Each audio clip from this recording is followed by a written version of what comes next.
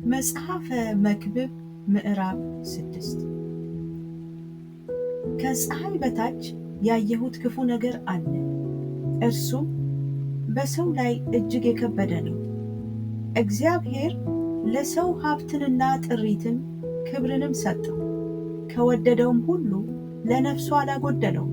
ነገር ግን ሌላ ሰው ይበላዋል እንጂ ከእርሱ ይበላ ዘንድ እግዚአብሔር አላሰለጠነው። ይህም ከንቱና ክፉ ደዌ ነው።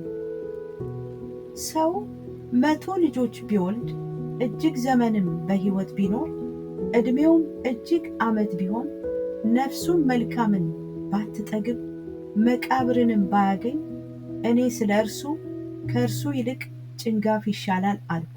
በከንቱ መጥቷል፣ በጨለማም ይሄዳል፣ ስሙም በጨለማ ይሸፈናል። ደግሞ ፀሐይን አላየውም አላወቀውምም። ለዚህም ከዚያ ይልቅ ዕረፍት አለው።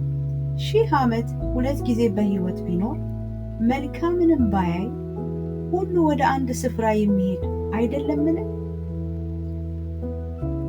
የሰው ድካም ሁሉ ለአፉ ነው፣ ነፍሱ ግን አትጠግብም። ከሰነፍ ይልቅ ለጥበበኛ ጥቅም ምንድን ነው? በሕያዋን ፊትስ መሄድ ለሚያውቅ ለድሃ ጥቅሙ ምንድን ነው? በዓይን ማየት በነፍስ ከመቅበዝበዝ ይሻላል። ይህም ደግሞ ከንቱ ነፋስንም እንደ መከተል ነው። የሆነው ስሙ አስቀድሞ ተጠራ፣ ሰውም እንደሆነ ታወቀ። ከእርሱ ከሚበረታው ጋር ይፋረድ ዘንድ አይችልም። ከንቱን የሚያበዛ ብዙ ነገር አለና ለሰው ጥቅሙ ምንድን ነው?